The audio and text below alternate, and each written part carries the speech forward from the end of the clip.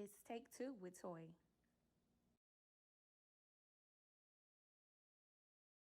Welcome to Take Two with Toy. I am Toy, and today we have Rodney McNeil back with us. We are happy to have you. How you doing? Thank you. I'm doing great. I'm happy to be here yet again. So today we're going to talk a little bit about his new project, Analog Introspection, The Experience. And that book cover is dope. I love it. That is Yeah. really nice. Tell us a little bit about the inspiration of the book cover. So, with this analog introspection, I'm playing on the word AI. Yes. And this book cover is definitely playing with this AI theme too. You know, it's a lot of talk about AI today. And it seems to be a lot of struggle with man versus machine. Will AI take the jobs? Will AI replace us? Here it is right here. This is a symbolization of the man versus the machine. So man Nice. versus AI. That is really nice. Very nice. I love that. So let's get right into it. What motivated you to write Analog Introspection? Was there a particular moment, an experience, or a question or something that sparked this book? Great question. So the motivation behind analog introspection wasn't just one moment, but it's several moments. When I think about the time that we're living in, you know, technology, it continues to progress so fast.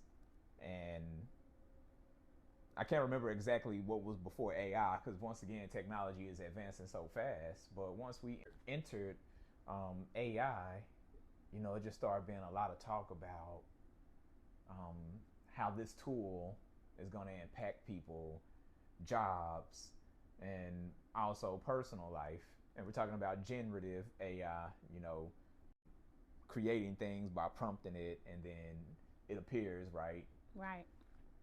So basically, just all those moments, what we do in our everyday lives, the tools that we use from our phones to being able to bank on them, doing class online, so many facets of our lives is encapsulated in technology. Yeah. So this is what prompted me to write analog introspection. And once again, AI is at the center of it, play on words, because artificial intelligence is a big topic Yeah. that I discuss in the book. And moments, our everyday lives really motivated this. Yeah. I can't wait to get into that. Yeah. Because, I've heard enough to know, this is based on real life and real people and how we are responding to social media, AI, all of that. So Exactly. I'm excited to dive into that.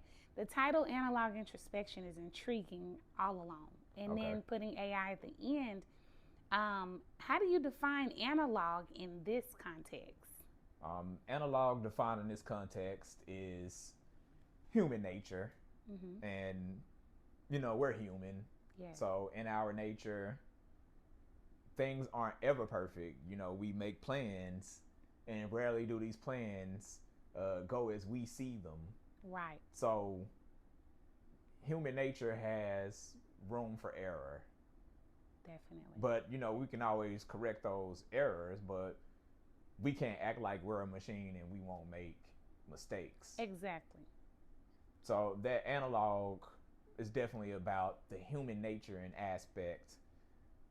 Once again, a contrast to artificial, because when we think about AI, it's artificial intelligence, Right. but this is analog, so it's a contrast to that artificial. Speaking on a human nature. Love it. I love Yes. that. That's nice. Let's talk about self awareness. Did writing this book change your own ways of introspection or self awareness? I would say no. If anything, writing this book just kind of highlights and brings back to mind what's really going on. Because scrolling through social media, and always having to use technology and really everything that we do. You know, if we want to order some food and we want to get ahead of everybody, go ahead and put your order in, and we can go up there and pick it up. Yeah. You know, they'll look us up. Okay, we see your order. Everything is so technologic. So it didn't necessarily change the way I view it. It just kind of highlighted everything that's going on. Off topic real quick. Have you noticed now that we're in this technology driven time that some people are being denied services if they don't have a smartphone? Yes, for sure. And that's becoming really interesting. Yes. Even with that, you know, being denied service from not having a smartphone, how about being denied service if you're not paying with a card? Look, we're not taking cash. Yes. So you need to pay with a card. Yeah, a lot of places have adopted that. Yeah, I think about I think there might be some Amazon stores in a few locations where nobody's running the store. Yeah, man. And you just go in there. You got to have a card. There's no cash. That's you know, scary. You're paying. Exactly. So that's how far we've come along to where we don't have to have an actual person as a merchant. Yes. You know, you shop and you become your own cashier. Yeah, as a matter of fact, I'll be traveling soon, and where we'll be staying, there will be no human help. Right. Everything is by machine. The way we'll get our keys, everything. So it's like a self-check-in. Yes. By way of technology. And everything is being done. If you need to speak to somebody, you have to have the app, and then good luck on getting a human to help you. So man, it's getting wild. Yeah, and I mean that's where we are, and that's one of those moments that definitely defines analog introspection. You know, are we losing the humanity in society? Man. Is it a good thing or is it a bad thing? Right. I think it's up to the individual, but it could be a lonely life, you know, if you don't have some people right there with you. And maybe some people like the lone life. I'm a little nervous about this, not having somebody to go downstairs and talk to if I need them right away. But it's okay. We'll figure it out. Can you walk us through the structure of the book, how it was organized, and why you chose to do it in the way you did? Yes. Beautiful question. The structure of the book. So I wanted analog introspection to feel like a user experience. You know how we get on the PC or we get on our phones. Yeah. We become users. Yeah. And we can't necessarily see the things that's happening behind the screen, so to speak. Correct. But I have kind of like the coded language, the boot sequence and things like that, starting with the title page. Nice. Which is just kind of bringing the user through the algorithm, and it's going to lead you to each ecologue. And I'm calling the poems an ecologue, so to speak. The setup of it is a user, and a user puts in a command. The command is executed, and you get a poem. It's awesome. And after that, we have the behind the art section. And once again, the user executing the command, and you're going to get a response. Also, that answer will be generated, so to speak. I would have loved for it to be an experience where users could actually type something. I think that would be awesome. Yeah. But that probably won't work in a book. But if we set up something like a kiosk where they could do that, I think that would be a live experience. Dope. Yeah, I love that. Sort of like asking AI. But the book is that. It's just you don't have the live experience going on. So that is really cool. So it's prompting the reader to go to the next and kind of giving them a brief. Love it. I love that. Right. Tell me a little bit about the nerdy facts. Nerdy facts, yes. So the nerdy facts is in the behind the art section after each poem. Mm-hmm. Now, the nerdy facts will break down how many syllables in each stanza for each line. It also talk about the literary devices, whether it was metaphor or alliteration, and it's going line for line. Nice. It'll also do a map structure of like what each stanza is talking about. Mm-hmm. So the Nerdy Facts really does a deep dive, and this is for all the peoples that love wordplay. Mm-hmm. And we also have like Easter eggs. Love it. There's a lot of different elements to the Nerdy Facts, so I can't say all of them will be the same. Mm-hmm. My point in doing that is, once again, we're human. Yes. And not every experience that we take with each poem will be the same. Right. So that's right. It takes the user to do that deep dive. Would you consider yourself a nerd? I would say in some aspects. Why not? I love to read. Yes. And I read everything. There's been many questions, what's your favorite author and things like that. And I don't necessarily have one at this moment in my life. It's because I'm reading everything. All knowledge counts. That's awesome. What are the main themes that you would hope your readers will take away? I would say the main theme I want readers to take away from Analog Introspection is understanding who they are, retaining their human identity in a world where, having a digital footprint might be the main focus, or maybe going viral in that sense might be the main focus. Do you still know who you are? Can you still look in the mirror and smile at yourself? Can you still go outside and speak to people and have real conversations? Right. Readers need to take that away, because this book dives into the psyche of digital addiction. We get on our phones. We might say to ourselves, I'm about to go to sleep. But I think I want to read through these messages one more time and see what's going on. And then we might be up another 3 or 4 hours if we don't pay attention. I'm a witness to that. Yeah. So digital addiction, is some data privacy being spoken about in here. How the cameras, if they're tapped into, they might be looking at us, hackers or whoever. Yeah. Even being able to hear us. How do we know these things? I don't want to just sound like I'm a conspiracy theorist. Right. But we know these things because when we get on the internet, we might have spoken about something. Oh, you see an ad popping up. Yep. And the ad is showing you exactly what you were speaking about. That always scares me. Yeah, hey, someone has to be listening, and they do have listening tools. Definitely. To where, they can target the consumers and things of that nature. Yes.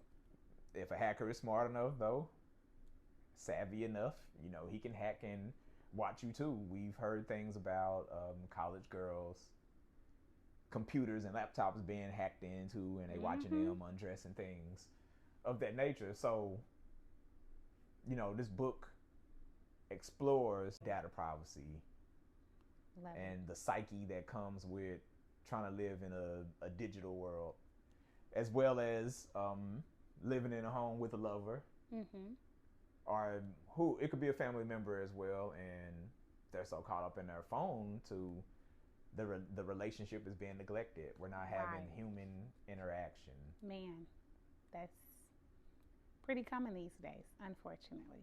Yeah.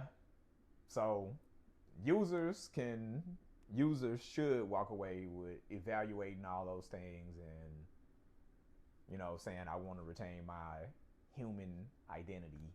Yes. I know who I am aside from the technology. Very well. Who do you imagine as your ideal reader of Analog Introspection?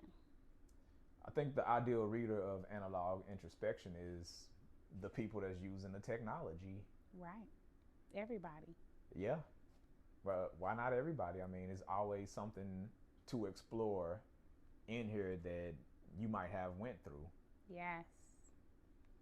or you Man. might face. Exactly. Exactly. Yeah, we all scroll. I'm a scroller. I have to check myself too. How do you see this book fitting into the broader cultural movement? Like, do you think that people will really latch onto this? What do you expect? I would think so because once again, AI is a very big topic that's being discussed Mm-hmm. daily. You know, that's all you're hearing about AI. AI. Once again, is it gonna replace working class people? Yeah. That's being discussed. Yeah. Um, Once again, how we as users, our psyche, how we get caught up in neglecting everything, but always focusing on our digital footprint. Yeah. So it's going to definitely play into society as it is right now. You know, Right. in the poem Stuck in the Algorithm, I have a section where it's saying gigabyte, terabyte, petabyte, back up my feed if the server is right. Come on. It's a few things that we can break down right there. Mm. The more that we,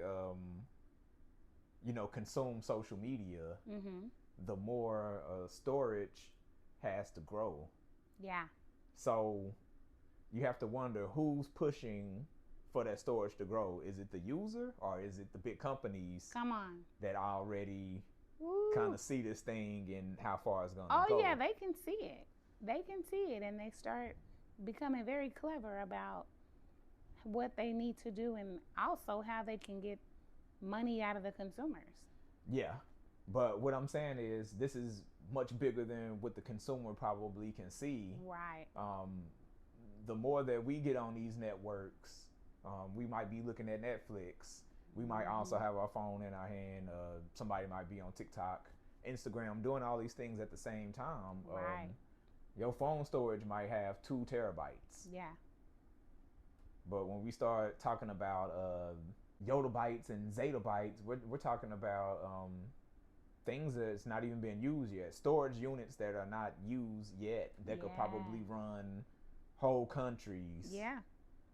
Netflix needs something like that because Yes. they have millions of people, tuning into a fight. And you think about the Jake And it Paul kept fight. going out.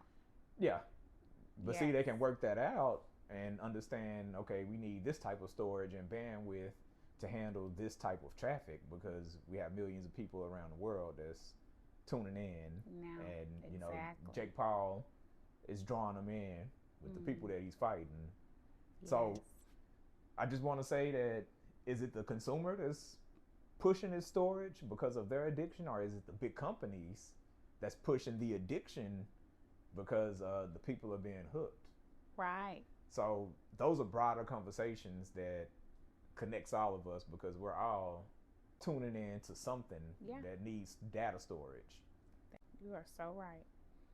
So I know you are pretty excited about some of these visuals in your book. Yeah. You want to talk a little bit about that, or even show us? Sure. We can definitely talk about the visuals. What's one of your favorites? I actually like them all. I would say Stuck in the Algorithm, though, sticks out to me. And I think that's the one that I would show you all. Stuck in the Algorithm. I love Stuck in the Algorithm too. Yes.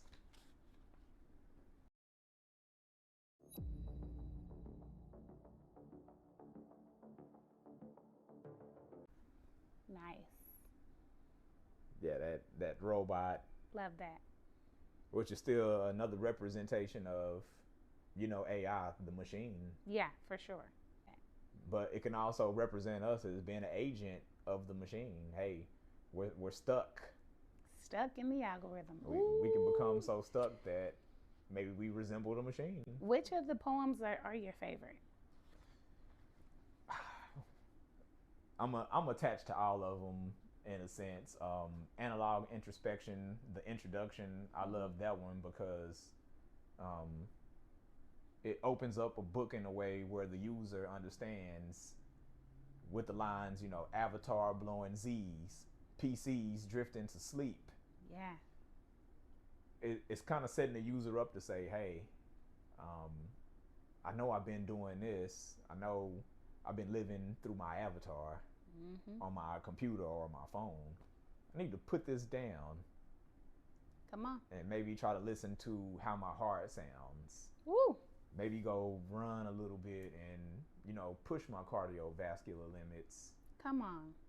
So I love that one, and it has a lot of interesting wordplay. Ask a lot of good questions as well.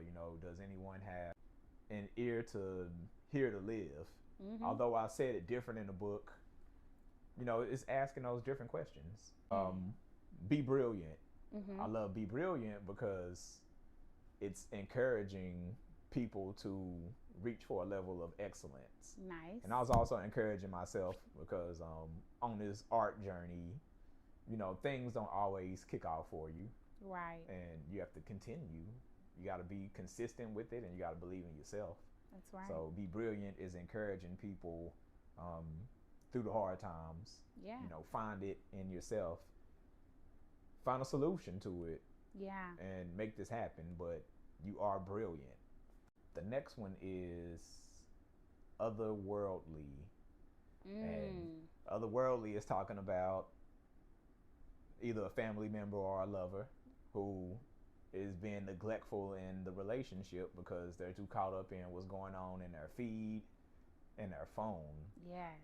And that's an interesting one too, because it paints the person that's being neglectful as an alien. Ooh, out of this world. Yeah, out of this world. I love that. And then we have Stuck in the Algorithm, and I love that one because it's taking the stance of a user again, and it's talking about the psyche of a user and how you can be addicted to being stuck inside of your phone and your feed again. This is you, not the other person, but it's you. Yeah. That's stuck in it, and you don't know what to do. Man, I love it. But it is, you seek that entertainment and also the news and everything else that comes with the social media. And then we have The Greatest Instrument, which I love a lot too, because it reminds us that our human voices and what we contribute to the world we're instruments. It's the greatest instrument. Yeah, our message counts. We are part of a universal symphony. My Lord, that is, wow. So your message is music and it counts. Your mind is brilliant alone. Just the way that you even think up these things. And then the way that you use your words, it's brilliant. No, I appreciate it. It's brilliant. So has writing this book opened up new questions for you?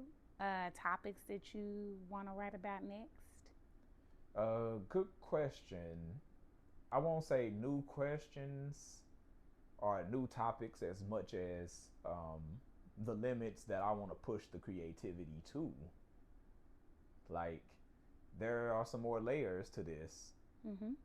Analog Introspection. You see the book here, but there is a spoken word album that's coming in which, I can express it and put it in an auditory form in which you can ingest it that way. Nice. I love it. Oh, I can hear it. Yeah. I can see it with my eyes. Yes. And maybe we'll get some more visuals in there too, like videos, but there needs to be some layers and experience. And I just want to play with the creativity in that way. How far can I push the limits of creativity that still take you out of this world, but will still bring you back to the human experience. And also appreciate the human experience again. Yeah. Yeah. I love that. So if someone read one thing from Analog Introspection or practiced one way of being more introspective, what would you want that one thing to be? Like something that they need to read? Yeah. And possibly do. I think that one thing would be the greatest instrument is you. Yes. Because once again, that poem signifies that, you know, you and your human nature, which you contribute to society, even your own life, Yeah. you know, it matters. It matters. So you need to practice continuing to be grounded, but, you know, love you. Continue to grow. Right. And aim for something positive. Aim for excellence. I love that. The greatest instrument Is you. Yes. So I'm saying it's your voice. It's the message that you're pushing out to everyone. Now, I do want to make this clear. If you are the greatest instrument, then you need to make sure your message is not detrimental, that you're not being harmful.